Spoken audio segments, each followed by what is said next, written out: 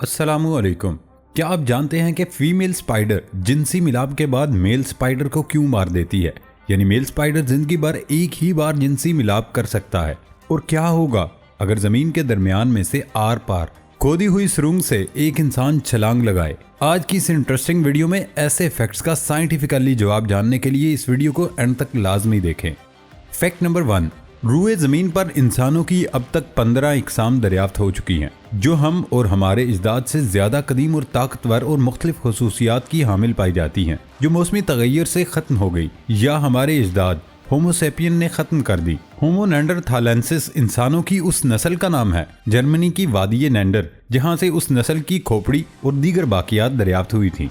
इसकी मुनासबत से नेंडरथल रखा गया। ये तकरीबन 40,000 साल पुरानी थी। नेंडरथल्स जदीद इंसानों से बहुत ज़्यादा ताकतवर थे और हड्डियों के फॉसल से ये वाज़े होता है कि ये नस्ल इंतहाई सख्त हालात में रहती थी। बर्फानी माहौल में रहने की वजह से नेंडरथल्स वो पहले कदीम इंसान थे जिन्होंने खालों के बने लिबास पहनने शुरू किए, आग का इस्तेमाल जानते थे। शाहिद के मुताबिक ये पहली इंसानी नस्ल थी जो अपने मुर्दों को दफन करते थे और उनके फॉसल्स के साथ मूर्ति नमा अशिया की बाकियात भी मिली हैं। नेंडरथल इंसान का दिमाग आज के इंसान से हुजम में बड़ा था, यानी 1450 क्यूबिक सेंटीमीटर। इन गारों से काफी बड़ी तादाद में दीगर इंसानी नस्लों से ज्यादा तरक्की याफ्ता और जोर आवर हथियार भी पाए गए हैं।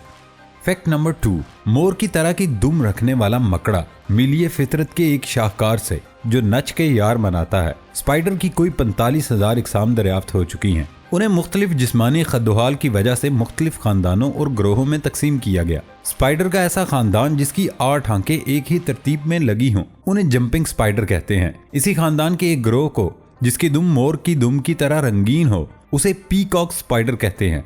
इनकी कोई 87 इकसाम अब तक दरियाफ्त हो चुकी हैं और मजीद हो रही हैं। इस तरह के मकड़े सिर्फ ऑस्ट्रेलिया में पाए जाते हैं। पीकॉक जंपिंग स्पाइडर्स एक ताक में बैठकर शिकार का इंतजार करते और फिर मौका पाते ही उस पर झपटते हैं। लेकिन उनका सबसे दिलचस्प खेल उनका मादा से मिलाप है। ये चावल के दाने जितना नन्हा सा मजनू मादा को देखते ही मोर की तरह दुम फैलाकर और दोनों टांगे हवा में लहराकर एक जबरदस्त डांस पेश करता है। ये डांस कुछ देर चलता रहता है और मादा उसे देखकर लुत्फ अंदोज होती है और उसके पीछे पीछे आती है। ये इधर उधर छलांगे लगाकर भागता है और डांस जारी रखता है और मौका पाते ही ये मादा से मिलाप हासिल कर लेता है, जो थोड़ी देर जारी रहता है। लेकिन जैसा कि मकड़ियों के बारे में मशहूर है, मादा जिसामत में उससे काफी बड़ी होती है और मिलाप के फौरी बाद स्पाइडर को मार डालती है ताकि उसको बतौर खुराक खुद खाए और अपने आने वाले बच्चों के लिए संभाल कर रखे। फितरत का एक सच्चा आशिक है जो जिंदगी में एक बार मिलाप करता है और उसके बाद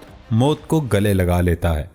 फैक्ट नंबर 3, ये भेड़ अपने रेवड़ से पहाड़ों में गुम हो गई थी और इसने पहाड़ों में 6 साल गुजारे। इस दौरान उसके जिस्म पर 60 पाउंड ऊन का इजाफा हुआ। भेड़ियों ने उसे खाने की कोशिश की, लेकिन उनके दांत ऊन में दाखिल ही नहीं हो सके। इस कदर ऊन मोटी ताजी हो चुकी थी और इस तरह से जंगली खूनखारों से ये भेड़ महफूज रहने में कामयाब रही। फैक्ट नंबर 4, हमारी रोजमर्रा जिंदगी दूसरों से मुलाकातों और कहीं आने जाने पर मबनी है और इस सारे अमल में वक्त का अमल दखल ज्यादा है। हमारी जिंदगियां और दिन सिर्फ घड़ी की वजह से मुनज़्ज़म होते हैं। वक्त का हिसाब रखने वाले आले की इब्तिदा का कोई दौर तयशुदा नहीं। ताहम ये तस्लीम किया जाता है कि हज़ारों साल पहले मशरक़ वस्ता और शुमाली अफ्रीका में आबाद तहजीबों ने वक्त का हिसाब रखना शुरू किया। 3500 कबल मसीह के मिस्रियों ने पत्थर की लोहों की सूरत में वक्त की पैमाइश की। ये तराशे हुए पत्थर रेत पर अपना साया डालते और गुजरते हुए वक्त का अंदाजा करने में मदद देते थे। तकरीबन उसी दौर में शमसी घड़ी इस्तेमाल में आई। 1500 कबल मसीह में ऐसी शमसी घड़ी भी बना ली गई जिसे एक जगह से दूसरी जगह मुंतकिल किया जा सकता था। कदीम तहजीबों ने गुजरे हुए वक्त का हिसाब रखने के लिए आबी घड़ियां भी इजाद की। ये घड़ियां एक बर्तन में टपके हुए पानी पर मुश्तमिल थी। प्याला भर जाने पर उसके अंदर रखा हुआ फ्लोट ऊपर आ जाता और घंटों की निशानदही कर देता। कदीम तरीन आबी घड़ी फिरौन आमिन होतब अव्वल के मकबरे से मिली। टिक टिक करने वाली घड़ियां 1285 से पहले नहीं मिलती। हर घंटे बाद आवाज देने वाली पहली अवामी घड़ी तकरीबन 1335 में मिलान में लगाई गई। 1510 में न्यूरनबर्ग जर्मनी के पीटर उसने स्प्रिंग पावर वाली घड़ी इजाद करके यह मसला किसी हद तक दूर किया। अहले यूरोप 1000 के बाद रियाजी और इल्मुल अफलाक की तरफ आए। जो उन्होंने सलीबी जंगों के दौरान अरबों से सीखा था। हैरिसन की पहली आबी H1 घड़ी 1735 में मुकम्मल हुई। इस घड़ी में पेंडुलम की बजाय एक बैलेंस स्प्रिंग था जो 5-5 पाउंड के 2 औजान के साथ पीतल की कोसों के जरिए मुंसलिक था। बहरी जहाज की हरकत की वजह से उनका तवाज़न खराब नहीं होता था। घड़ी साजी के साथ मुसलमानों को खास शुगफ रहा। सबसे पहली घड़ी का जिक्र हारून और रशीद के अहद में जिक्र आया। उसने फ्रांस के बादशाह शारलिमान को जो तोहफे भेजे थे उनमें एक घड़ी भी थी जिससे बजने की आवाज आती थी। अहद अब्बासी में मोहम्मद बिन मूसा अल फरगानी ने सबसे पहले धूप घड़ी बनाई। उसके बाद इन घड़ियों का रवाज आम हुआ। 5वीं सदी हिजरी में उंदलस के माहिर फल्कियात अबू इसहाक जरकाली ने तलीतला में दरिया तागूस के किनारे पर 2 आबी घड़ियाल बनाए जिनमें कमरी तकवीम के उसूल का लिहाज रखा गया। नफख अल तैयब के मुसन्नफ ने तुलिस्मान के सुल्तान की एक घड़ी का जिक्र किया जिसमें छोटे छोटे दरीचे थे। जब घंटा बजता तो उससे मुतल्लिका दरीचा खुलता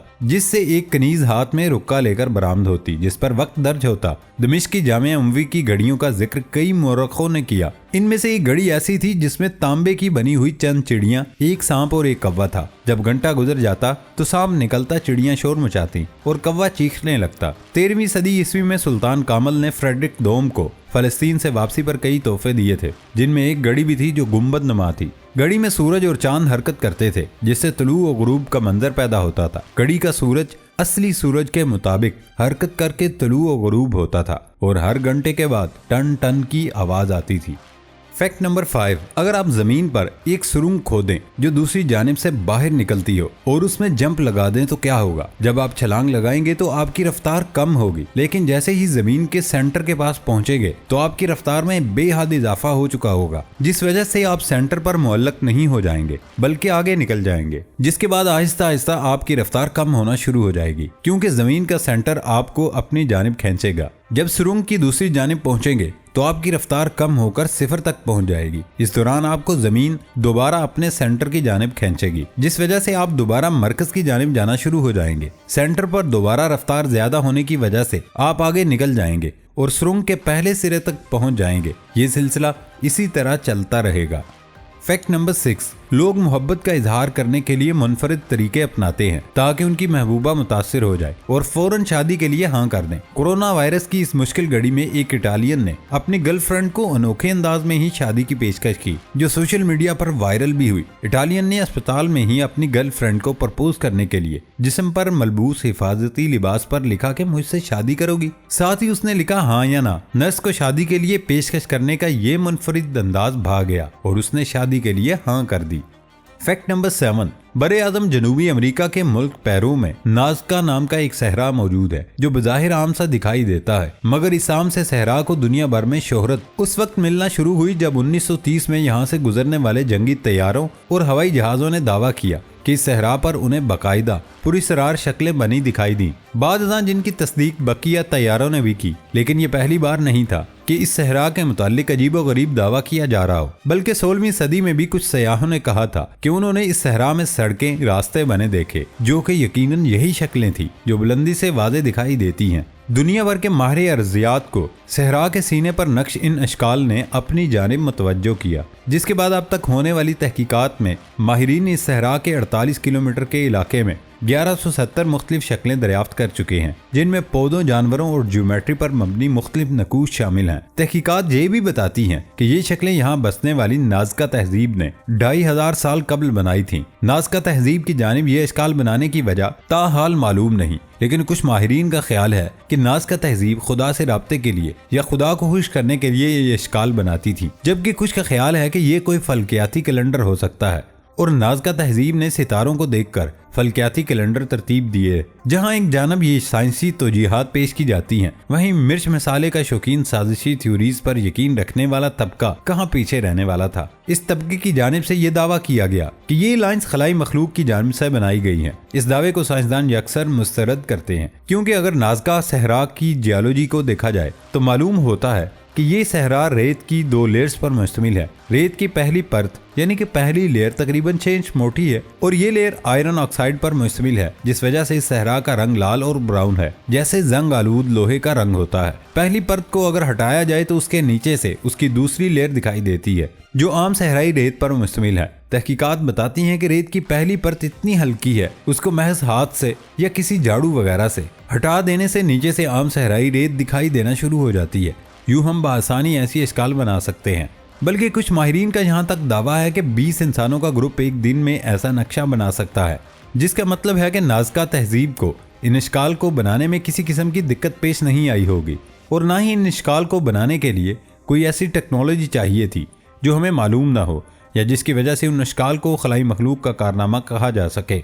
इसके मुतालिक कुछ रिसर्च पेपर्स भी छपे कि कैसे नाज़का तहजीब ने पत्थरों की मदद से निशानात लगाकर उन इश्काल को बनाया। यहाँ ये सवाल बहरहाल अहम है कि हवाई जहाज तो 100 साल कबल ईजाद हुआ, तो फिर 2500 साल कबल नाज़का तहजीब के बासी जब इन इश्काल को बनाते थे तो उन्हें देखते कैसे थे? इसका जवाब वहाँ के महल्ले वकू को देखकर मिलता है। नाज़का सहरा में पहाड़ियाँ मौजूद हैं जिनकी चोटी पर जाकर ये शक्लें जमीन पर बनी दिखाई देती हैं, लिहाजा गुमान है कि वो नज़दीकी पहाड़ियों पर चढ़कर इन नक़ूश को देखते थे और उनमें बेहतरी लाते रहते थे। यूनेस्को की जानिब से 17 दिसंबर 1994 को इस मुकाम को आलमी विरसा डिक्लेयर कर दिया गया, जिसके बाद कई अफराद को इन लाइन्स को खराब करने की पादाश में गिरफ्तार भी किया जा चुका है। नाज़का लाइन्स अहराम मिस्र और बरमूदा ट्रायंगल की तरह के नमूनों में से एक हैं, जिनको बिलावजह खलाई मखलूक की कारस्तानियां करार दिया जाता है, मगर जदीद तहकीकात इन पर पड़े पर्दे उठाई जा रही है। लिहाजा साइंस सीखिए और सिखाइए ताकि ऐसे ओहाम से निजात मिल सके और हम हकाइक जान सकें। दोस्तों, हमारी आज की वीडियो आपको कैसी लगी? वीडियो पसंद आने पर वीडियो को लाइक और शेयर करना मत भूलिए। नए आने वाले दोस्तों से गुजारिश है कि हमारे चैनल को सब्सक्राइब कर लें और बेल आइकॉन से नोटिफिकेशन फॉर ऑल पर क्लिक कर लें, ताकि हमारी नई आने वाली हर मालूमाती वीडियो आपको एक नोटिफिकेशन से फौरन मिल जाए। इसके साथ ही मुझे इजाज़त दें। अल्लाह हाफिज़।